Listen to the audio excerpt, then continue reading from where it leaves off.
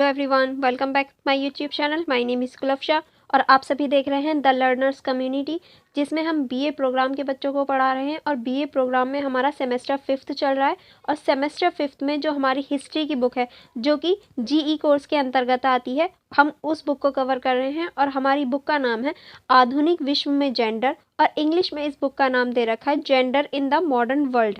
और हम इस बुक की यूनिट 5 तक पूरी कवर कर चुके हैं। आज हमारी यूनिट नंबर 6 स्टार्ट होने वाली है। अगर आपने यूनिट 5 तक नहीं देखा है तो फटाफट से जाकर सारी यूनिट देख लीजिए। क्योंकि ये सारी ही यूनिट एक दूसरे से कनेक्टेड हैं और सारी ही बहुत ज़्यादा इम्पॉर्टेंट है। आज हमारी यूनिट नंबर 6 स्टार्ट होने वाली है, जिसका नाम है चीनी क्रांति का विस्तार। यानी आज हम चीनी क्रांति को पढ़ने वाले हैं और चीनी क्रांति का विस्तार पढ़ने वाले हैं और चीन में किस तरह से महिलाओं ने अपनी भूमिका निभाई, यानी लैंगिक भेदभाव को भी हम देखने वाले हैं मेनली। क्योंकि हमारी जो बुक है, हम उसमें जेंडर पर ही आधारित सारी चीज़ें देख रहे हैं, तो चीनी क्रांति में भी हम जेंडर आधारित चीज़ों को देखने वाले हैं। चलिए फटाफट से आप इस वीडियो को लाइक कर दीजिए और इस वीडियो की शुरुआत करते हैं। चलिए फिर स्टार्ट करते हैं आज का हमारा चैप्टर। फर्स्ट थोड़ा सा परिचय है, हम उसको देख लेते हैं। चीनी क्रांति के दौरान महिलाओं की भूमिका ने विशेष रूप से गैर सामाजिक आर्थिक विकास के साथ साथ समाज में जेंडर समानता की दिशा में एक महत्वपूर्ण परिवर्तन किया। यानी महिलाओं की जो भूमिका थी उसने भी एक महत्वपूर्ण परिवर्तन दिया, जो कि सामाजिक, आर्थिक और अन्य विकासों में भी हम ये महत्वपूर्ण परिवर्तन देख सकते हैं। चीन में नारीवादी आंदोलनों ने महिलाओं को सक्रिय भागीदारी बनाया और उन्हें पुरुषों के साथ समाज, राजनीति और आर्थिक क्षेत्र में समानता का अधिकार दिलाया। यानी हम नारीवाद को चीन में भी देख सकते हैं। चीन में भी नारीवाद जो आंदोलन थे वो हुए थे, जिसकी वजह से महिलाओं को सामाजिक, राजनीतिक और आर्थिक अधिकार मिले। किसके बराबर? पुरुषों के बराबर। चीनी क्रांति के पूर्ण और बाद के चरणों के माध्यम से हम जेंडर आयामों की महत्वपूर्ण भूमिका को समझ सकते हैं, जिसने इस ऐतिहासिक घटना के परिणाम स्वरूप चीनी समाज में महिलाओं की स्थिति में सुधार लाने में मदद की। यानी हम चीनी क्रांति को भी एक महत्वपूर्ण रूप में देख सकते हैं, जिसने महिलाओं की आर्थिक, सामाजिक और राजनीतिक जितने भी हमारे क्षेत्र होते हैं उसमें महिलाओं की स्थिति को सुधारने में महत्वपूर्ण भूमिका निभाई है। ठीक है, नेक्स्ट चलते हैं। नेक्स्ट है हमारा चीनी क्रांति में जेंडर आयाम का महत्वपूर्ण स्थान था, क्योंकि इसने समाज में नारीवादी आंदोलनों को समर्थन दिया और नारी मुक्ति की दिशा में प्रोत्साहित किया। इसके परिणाम स्वरूप चीन में समाज में आर्थिक विकास में महिलाओं की भूमिका में सुधार हुआ और उन्हें समाज में और आर्थिक समानता और न्याय की दिशा में आगे बढ़ाने का अवसर मिला। यानी इस क्रांति ने एक महत्वपूर्ण भूमिका निभाई, जो कि जेंडर के लिए बहुत इम्पॉर्टेंट थी, यानी महिलाओं के लिए बहुत इम्पॉर्टेंट थी, जिसकी वजह से नारीवाद जो था वो समाज में बढ़ा और नारीवाद की वजह से महिलाओं को आर्थिक विकास में और राजनीतिक और सामाजिक विकास करने का एक मौका मिला, जो कि बहुत ज़्यादा ज़रूरी था। और ये महिलाओं के जीवन में एक महत्वपूर्ण भूमिका भी निभाता है। क्योंकि अगर महिलाओं को आगे बढ़ाना है तो उनके लिए परिवर्तन की आवश्यकता होती ही है। चलिए फिर आगे बढ़ते हैं। अब आगे हमारा दे रखा है, अब आगे है हमारा 1949 की चीनी क्रांति। यानी अब हम चीनी क्रांति को पढ़ने वाले हैं कि चीनी क्रांति क्या थी। 1949 में चीनी क्रांति चीन के इतिहास में एक महत्वपूर्ण घटना थी, जिससे देश में गहरी सामाजिक, सांस्कृतिक और आर्थिक परिवर्तन हुए। यानी देखिए, किसी भी देश में कोई भी क्रांति हो तो उससे सामाजिक, सांस्कृतिक और आर्थिक परिवर्तन तो देखने को मिलते ही हैं। इसी तरह ये जो चीनी क्रांति थी, ये चीन के इतिहास के लिए भी बहुत ज़्यादा इम्पॉर्टेंट है। यह क्रांति 1 अक्टूबर 1949 में हुई थी। यानी कब हुई ये क्रांति? तो ये क्रांति 1 अक्टूबर 1949 में हुई थी, जब माओ त्से तुंग ने पीपुल्स रिपब्लिक ऑफ चाइना की स्थापना की और इसके साथ ही चीनी कम्युनिस्ट पार्टी और नेशनलिस्ट पार्टी के बीच घरेलू संघर्ष हुआ। यानी इसकी जो क्रांति की शुरुआत थी वो पीपुलिंग रिपब्लिक ऑफ चाइना की स्थापना से हुई, जो कि एक पार्टी थी। और अब जो चाइना था उसमें दो महत्वपूर्ण पार्टियों के बीच टकराव होना शुरू हो गया था, जो कि पहली थी कम्युनिस्ट पार्टी और दूसरी थी नेशनलिस्ट पार्टी, जो कि बहुत इम्पोर्टेंट रोल निभाती हैं चाइना के अंदर। यह संघर्ष दो बड़ी राजनीतिक दलों के बीच था, जो पहले से ही दशकों से चली आ रही थी। यानी ये जो दोनों पार्टी थी, ये बहुत ज़्यादा पुरानी पार्टी थी और बहुत ज़्यादा लंबे टाइम से चाइना में थी, तो इसीलिए ये चाइना के इतिहास में बहुत महत्वपूर्ण भूमिका निभाती हैं।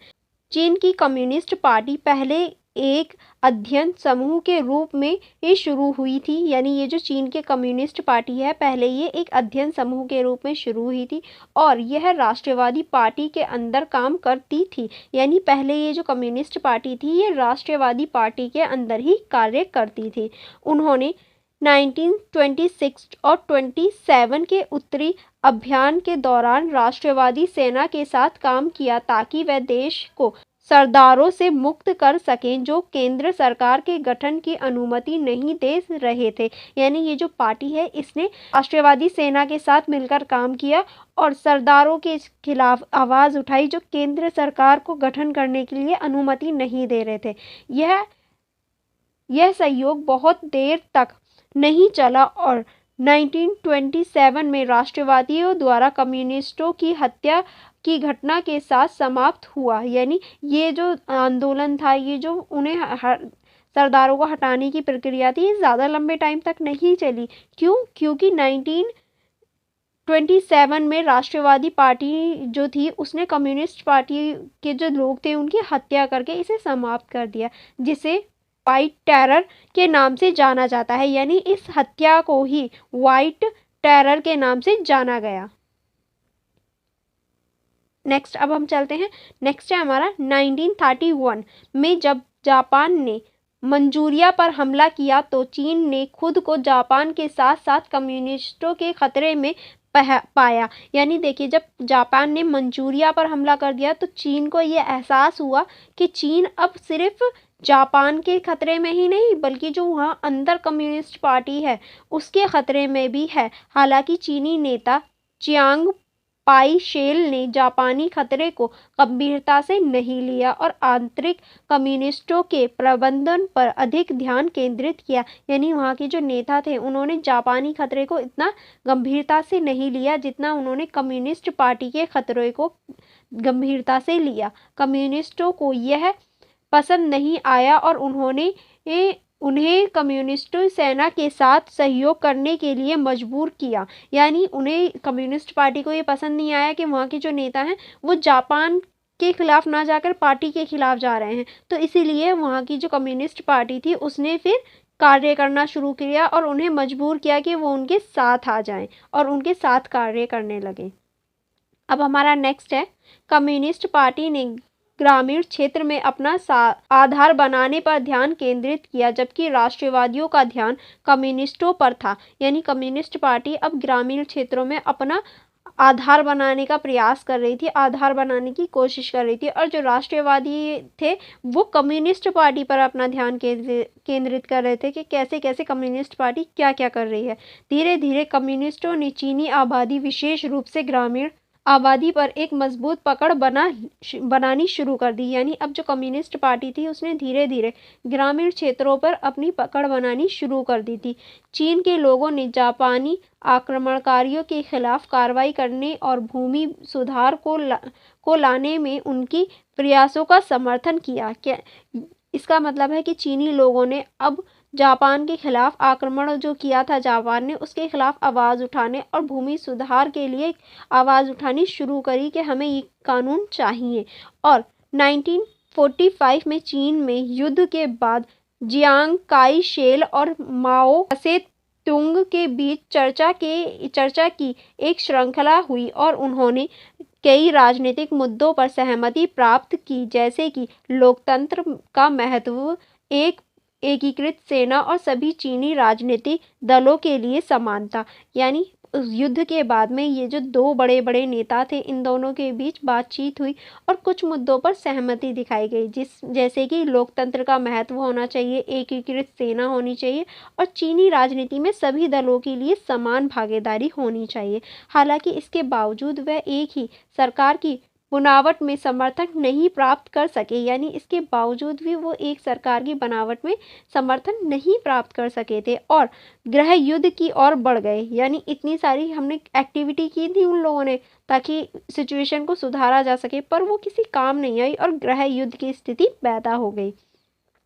इसके बाद कम्युनिस्ट पार्टी ने ग्रामीण अवधि में अपना आधार मजबूत किया और 1949 में पीपुल्स रिपब्लिक ऑफ चाइना की स्थापना के साथ ही चीन में कम्युनिस्ट शासन की शुरुआत हुई। यानी कम्युनिस्ट शासन की शुरुआत mainly people Republic of China से शुरू हुई और जिसकी स्थापना कब हुई थी? इसकी स्थापना 1949 में हुई थी। ठीक है, आई होप आपको ये सारी चीज़ें समझ में आ रही होंगी क्योंकि ये बहुत ज़्यादा इम्पॉर्टेंट है। ओके, और मेन चीज़ों को आप नोट डाउन कर लीजिए और आप हमारे ऐप को भी डाउनलोड कर सकते हैं जहां ये आपको नोट्स फ्री में मिल जाएंगे जो कि बहुत ज़्यादा इम्पॉर्टेंट हैं आपके लिए।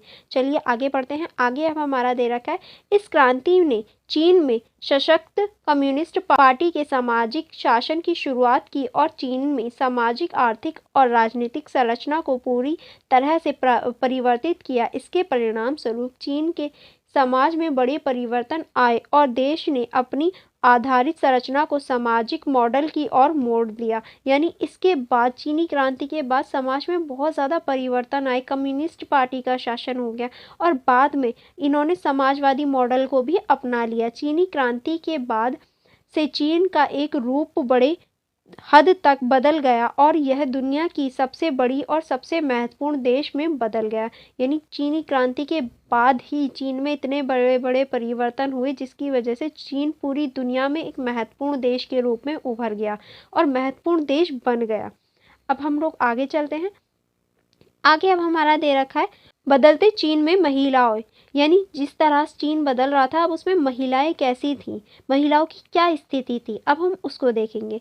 चीन में महिलाओं की स्थिति और सामाजिक परिवर्तनों में 4 मई आंदोलन का महत्वपूर्ण रोल रहा है। इन आंदोलनों का प्रमुख उद्देश्य था महिलाओं के अधिकारों की सुरक्षा और समानता को प्रमोट करना। यानी इन जो 4 मई आंदोलन थे इनका महत्व और इनका उद्देश्य यही था कि जो महिलाएं हैं उनके अधिकारों की सुरक्षा करना, उन्हें बढ़ावा देना और किस तरह से उन्हें प्रमोट किया जा सकता है, बढ़ावा दिया जा सकता है, इस पर ध्यान देना।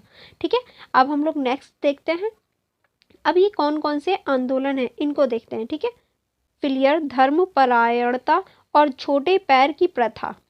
चीन की पुरानी परंपराएं महिलाओं को पुरुषों की सेवा में समर्पित करने को प्रोत्साहित करती थीं। 4 मई आंदोलन ने इस प्रक्रिया में भेदभावपूर्ण तत्वों के खिलाफ खड़ा होने का संकेत दिया और महिलाओं के अधिकारों की ओर कदम बढ़ाया। यह आंदोलन सामाजिक सुधार की दिशा में एक महत्वपूर्ण कदम था।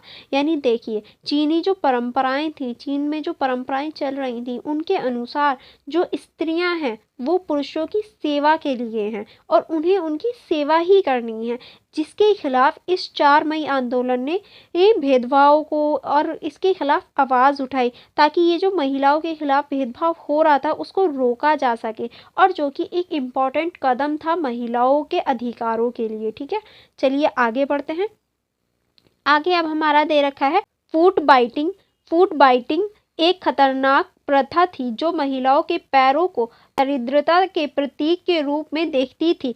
यह आंदोलन इस नैतिक और क्रूर प्रथा के खिलाफ आवाज़ उठाने में मदद की। इसके परिणाम स्वरूप फूट बाइटिंग को कानूनी रूप से अवैध घोषित किया गया और इसे रोकने के उपयोग को बढ़ाया गया। देखिए, फूट बाइटिंग एक बहुत खतरनाक प्रथा थी जिसमें महिलाओं के पैरों को दरिद्र माना जाता था, यानी बहुत बेकार माना जाता था और ये बहुत ज़्यादा क्रूर थी, बहुत बेकार थी ये प्रथा, जिसके परिणाम स्वरूप इसको ख़त्म करने के लिए इस आंदोलन ने एक महत्वपूर्ण भूमिका निभाई और इसको ख़त्म कर कर इसे अवैध घोषित किया गया कि अगर कोई भी ऐसा करता हुआ पकड़ा गया तो उसे जुर्माना होगा। इसे बिल्कुल अवैध कर दिया गया।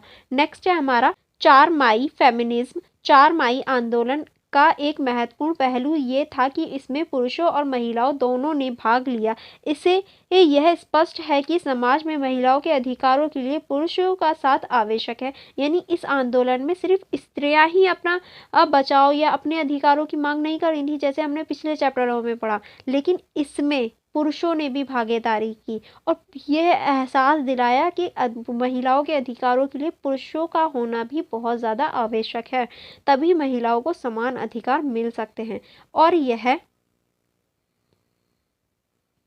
एक सामाजिक संवाद का प्रतीक है कि महिलाओं का समर्थन केवल महिलाओं से ही नहीं बल्कि पुरुषों से भी मिलना चाहिए। यानी ये एक सामाजिक प्रतीक के रूप में उभरा और ये दिखाया गया कि महिलाओं को सिर्फ केवल महिलाओं का ही समर्थन होना ज़रूरी नहीं है बल्कि पुरुषों का भी समर्थन मिलना चाहिए।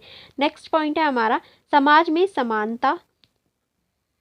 4 मई आंदोलन ने महिलाओं के लिए समाज में समानता की ओर एक महत्वपूर्ण कदम उठाया, जिसने समाज में महिलाओं के लिए शिक्षा, विवाह चुनौतियों की और समय के साथ समर्पित किया। यानी इसने एक शिक्षा और विवाह की जो चुनौतियां थी उसको ख़त्म करने और समाज में समानता को बढ़ाने के लिए एक कदम था ये।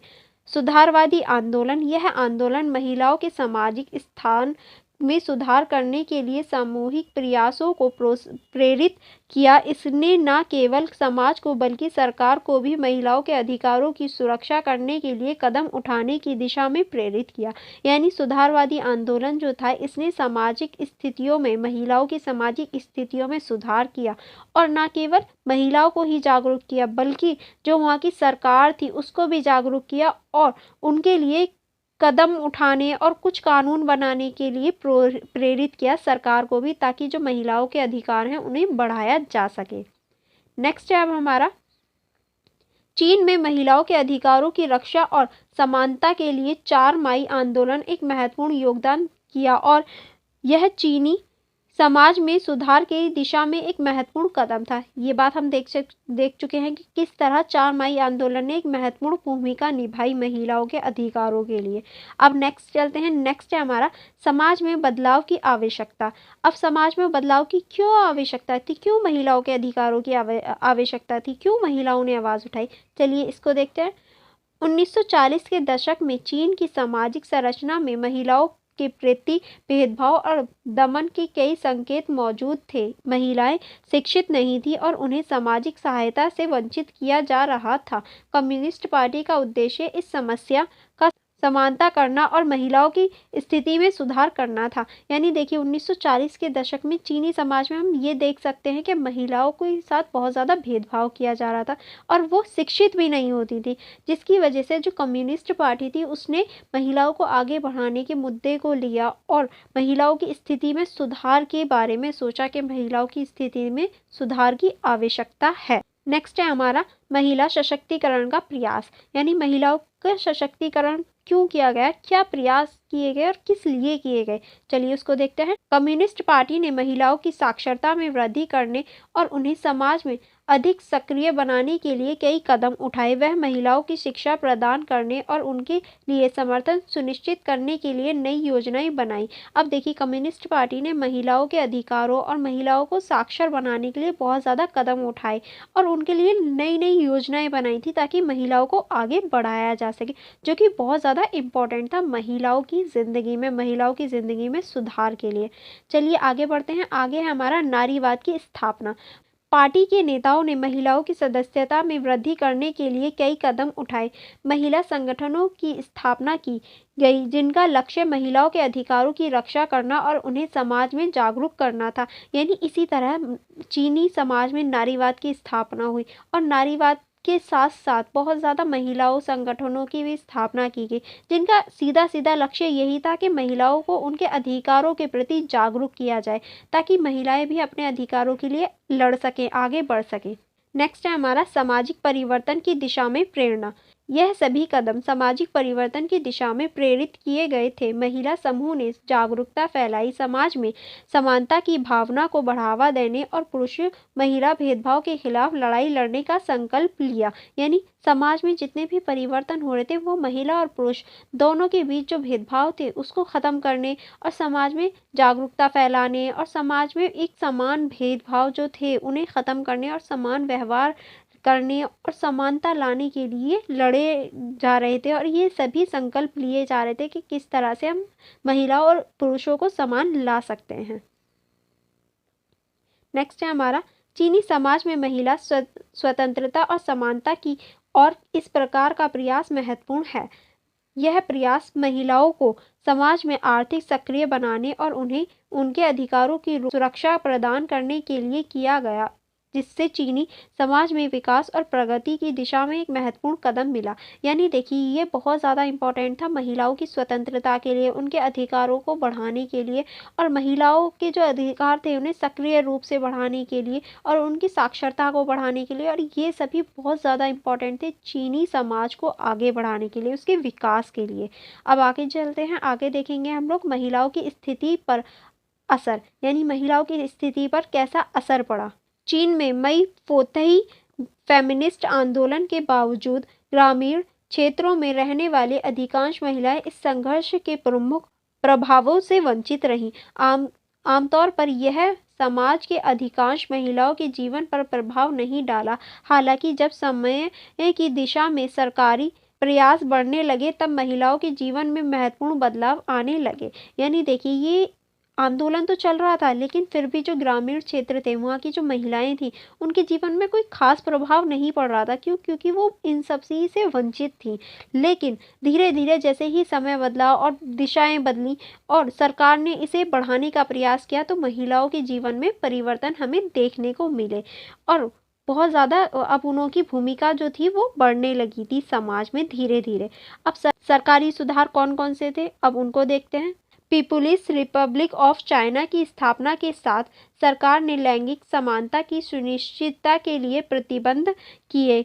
नई सरकारी नीतियों में समाज में समानता के लिए ठोस कदम उठाए गए, जिसमें महिलाओं के सामाजिक, आर्थिक, राजनीतिक और शैक्षिक अधिकारों को सुनिश्चित किया गया।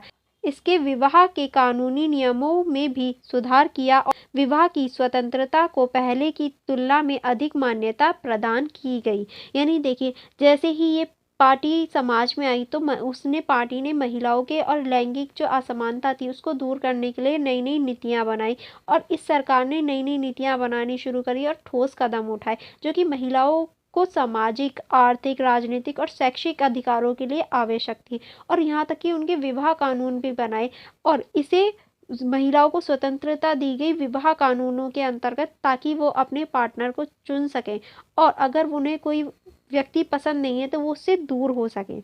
नेक्स्ट आता है हमारा चुनौतियां और संघर्ष, यानी कौन कौन सी चुनौतियां थी और ये क्या क्या संघर्ष थे उनको देखते हैं। हालांकि इन सुधारों के बावजूद चीनी समाज में लैंगिक समानता की प्रक्रिया में कई चुनौतियां आई। एक कानूनी प्रावधानों का पालन करना और लोगों की दृष्टि में बदलाव लाना आसान नहीं था। विशेष रूप से ग्रामीण क्षेत्रों में पारंपरिक, धार्मिक और सांस्कृतिक विचारधारा के कारण महिलाएं अपने अधिकारों का उपयोग करने में चुनौती महसूस कर रही थी।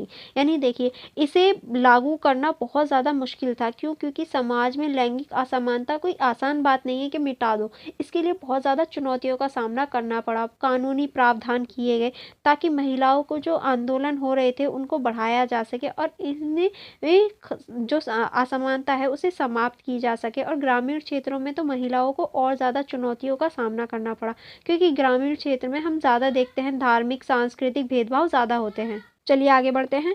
अब आगे है हमारा महिलाओं के लिए लैंगिक समानता की स्थापना का प्रयास चीन में समाज में व्यापक परिवर्तन लाने की दिशा में एक महत्वपूर्ण कदम था। हालांकि यह प्रक्रिया चुनौतीपूर्ण और संघर्ष में थी। यानी महिलाओं के लिए चीन में ये समान अवसर और समानता लाना एक बहुत महत्वपूर्ण कदम था और बहुत ज़्यादा चुनौतीपूर्ण भी था, क्योंकि बहुत ज़्यादा चुनौतियाँ समाज में देखने को मिली जिनका सामना महिलाओं को करना पड़ रहा था।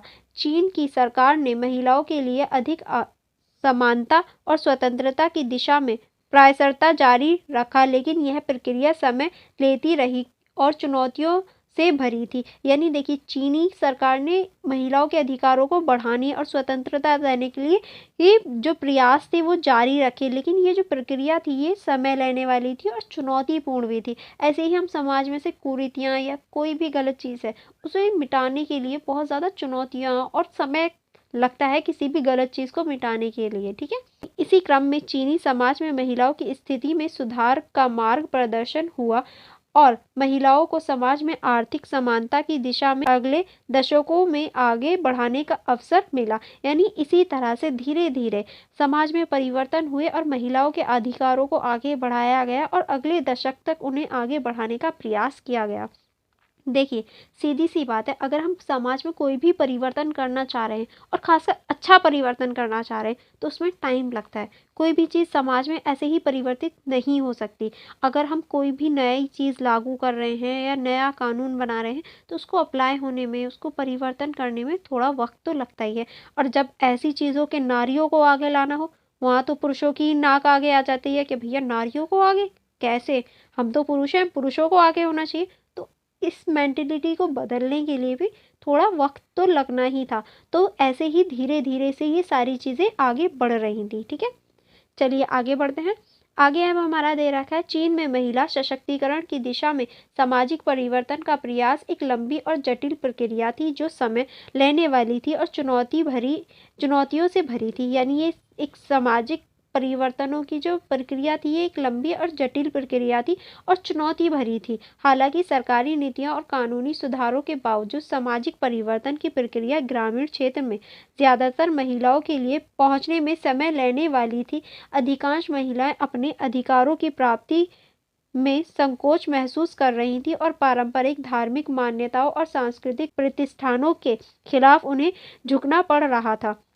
यानी देखिए, सरकार ने कानून तो बना दिए पर कुछ महिलाएं भी थी जो उन्हें हासिल करने में बहुत ज़्यादा संकोच कर रही थी और जो उनके धार्मिक और सांस्कृतिक प्रतिष्ठान थे उन्हें तोड़ने और उनके खिलाफ जाने में उन्हें बहुत ज़्यादा अजीब महसूस हो रहा था। अब देखिए, आपके ही घर में कोई धार्मिक परंपरा चल रही है या फिर कोई सांस्कृतिक परंपरा है और आपसे कह दिया जाए इसको नहीं मानना, तो आपका दिल नहीं करता। उसको चेंज होने में, बेशक वो गलत है पर उसको चेंज करने में टाइम लगता है। तो ये टाइम देने वाली और चुनौतीपूर्ण थी। क्यों? क्योंकि आपके घर वाले वो चीज़ अलाउ नहीं करेंगे उसे चेंज करने के लिए, आपका समाज अलाउ नहीं करेगा, आपके पड़ोसी अलाउ नहीं करेंगे। तो उस चीज़ को चेंज करने के लिए और उन सारी चुनौतियों से आगे बढ़ने के लिए बहुत ज़्यादा समय की ज़रूरत थी और बहुत ज़्यादा परिवर्तनों की भी आवश्यकता थी। आई होप आपको ये सारी चीज़ें समझ में आ रही होंगी। अगर आपको अब भी डाउट है तो आप ज़रा अपने आसपास के लोगों को देखना, अपने आसपास स्त्रियों को देखना, उन्हें किन किन हालातों से गुजरना पड़ता है या किन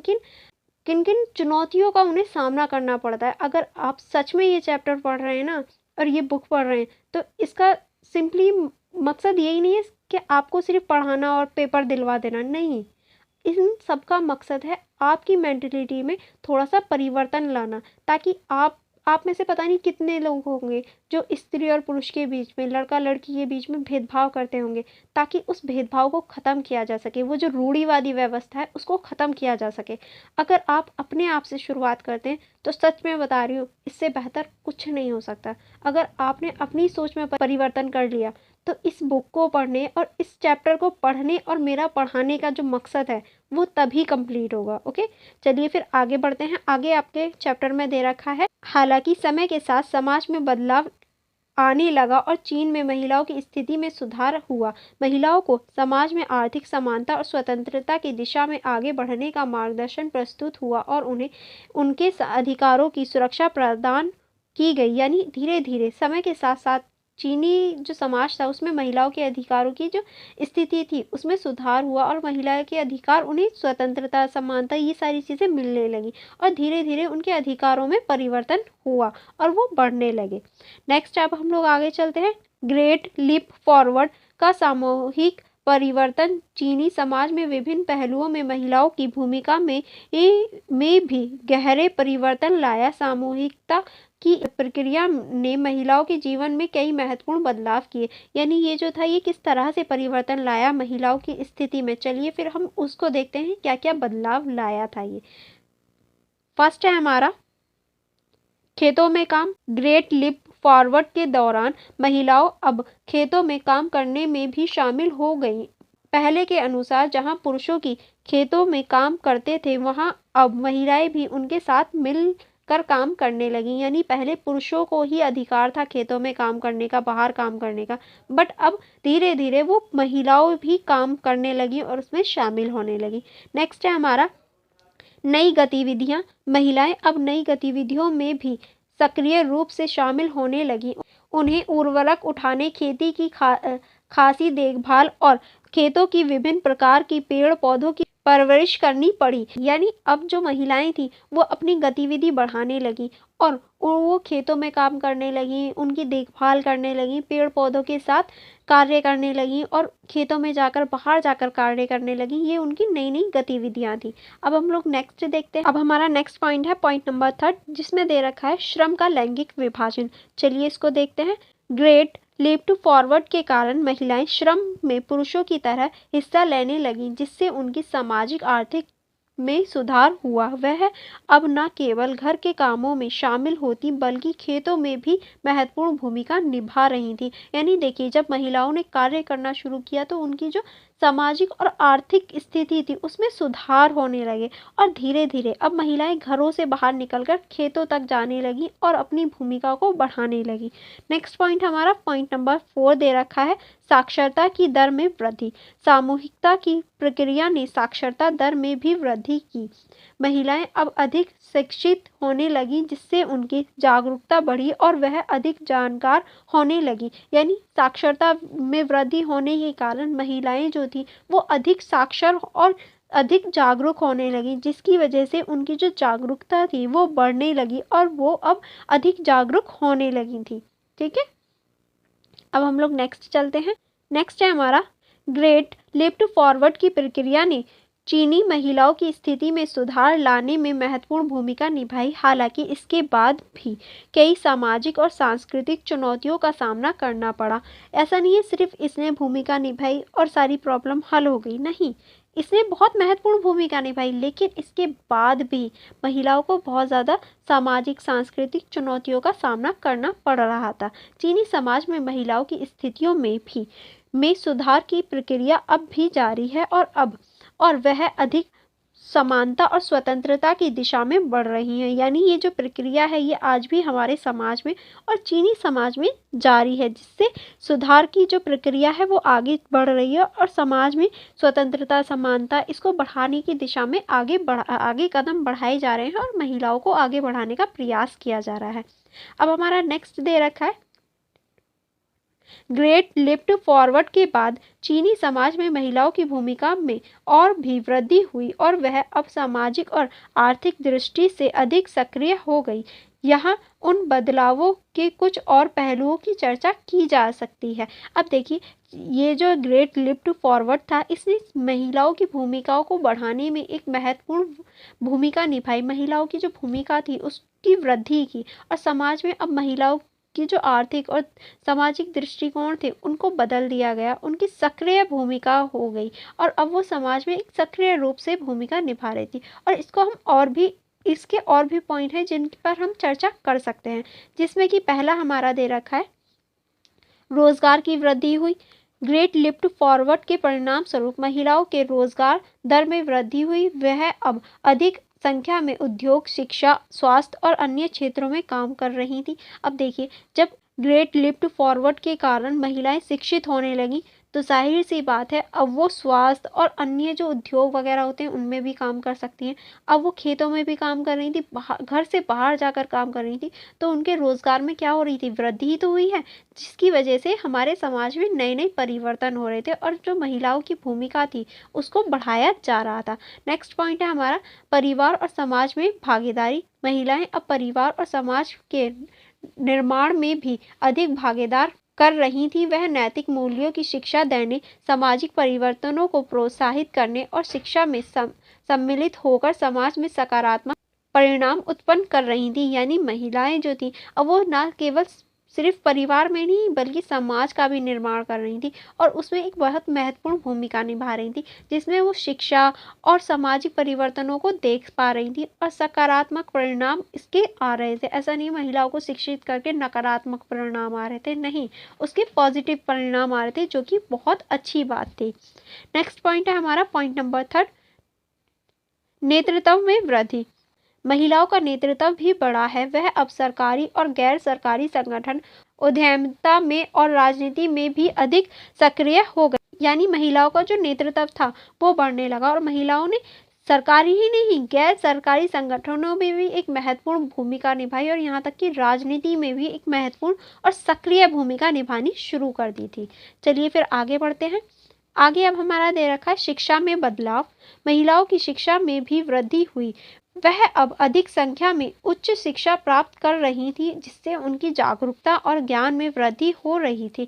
अब महिलाओं की जो शिक्षा थी उसमें वृद्धि हुई, जिससे महिलाओं की जो संख्या थी वो उच्च शिक्षा हासिल करने लगी और अच्छी शिक्षा हासिल करके उन्हें जागरूकता प्राप्त हुई और उनके ज्ञान में वृद्धि भी हुई। नेक्स्ट है हमारा, यह सब बदलाव चीन में महिलाओं की स्थिति में सुधार को दर्शाते हैं। यानी ये जितने भी बदलाव हो रहे थे ये चीन की जो महिलाएं थी उनकी स्थिति को दर्शाते हैं कि किस तरह उनकी स्थिति में बदलाव हो रहे थे। हालांकि इसके बावजूद भी कई चुनौतियां बरकरार हैं, लेकिन अभी भी समाज में बहुत सारी चुनौतियां ऐसी हैं जो बरकरार हैं, जिनसे निपटना होगा। यानी अभी भी ऐसी बहुत सारी चुनौतियां हैं जिनसे निपटना बाकी है। चीन में महिलाओं की समाज में समानता और समरसता की प्रक्रिया जारी है, जिससे अभी समुदायों के सदस्यों की सहभागिता और समरसता को प्राथमिकता दी जा रही है। यानी महिलाओं की अभी भी समाज में जो भागीदारी है उसको बढ़ाने का प्रक्रिया चल रही है और उसे बढ़ाने का पूरा प्रयास किया जा रहा है, ताकि समाज में जो महिलाओं की स्थिति है उसको बढ़ाई जा सके। और ये सिर्फ चीनी समाज के लिए नहीं बल्कि हमारे समाज के लिए भी बहुत ज़्यादा इम्पॉर्टेंट है और इसे बढ़ाना भी ज़रूरी है। और यहाँ आपका ये मेनली पूरा चैप्टर फिनिश होता है, यानी यहाँ हमारी यूनिट नंबर 6 पूरी हो जाती है। आई होप आपको ये पूरी वीडियो अच्छी लगी होगी, और अगर आपको अच्छी लगी है तो फटाफट से आप हमारी वीडियो को लाइक कर दीजिए और हमारे यूट्यूब चैनल को सब्सक्राइब कर लीजिए। और हमसे जुड़े रहने के लिए आप हमारे टेलीग्राम, इंस्टाग्राम, यूट्यूब, ब्लॉगर के साथ भी जुड़ सकते हैं, ताकि अगर आपको कोई भी कन्फ्यूजन या कोई भी प्रॉब्लम हो तो आप हमसे पूछ सकें। और अगर आपको कोई भी डाउट हो या कोई भी प्रॉब्लम हो इस पूरी वीडियो में, या कोई भी आपको पॉइंट समझ में नहीं आ रहा हो, तो आप मुझसे कमेंट बॉक्स में पूछ सकते हैं, मैं ज़रूर रिप्लाई दूंगी। और सबसे इम्पॉर्टेंट बात, अगर आपको नोट्स चाहिए इस वीडियो के तो आप फटाफट से जाइए और हमारे ऐप को द लर्नर्स कम्युनिटी DUSOL को प्ले स्टोर से डाउनलोड कर लीजिए, जो कि फ्री में है और आपको इसके लिए कोई भी पे नहीं करना होगा। आप इसे फ्री में डाउनलोड कर सकते हैं और इस वीडियो की और जो पुरानी वीडियो हैं हमारी उन सभी के नोट्स ले सकते हैं, और जो क्वेश्चन पेपर हैं आप सभी उनको भी देख सकते हैं। और ये सारे फीचर्स भी आपको इस ऐप में मिल जाएंगे, जो कि बहुत इंपॉर्टेंट रोल निभाते हैं आपकी स्टडी को अच्छा करने के लिए। अगर आपने अभी तक इस ऐप को डाउनलोड नहीं किया है तो फटाफट से जाइए और हमारे इस ऐप को डाउनलोड कर लीजिए। And thank you for watching everyone. मिलते हैं नेक्स्ट वीडियो में।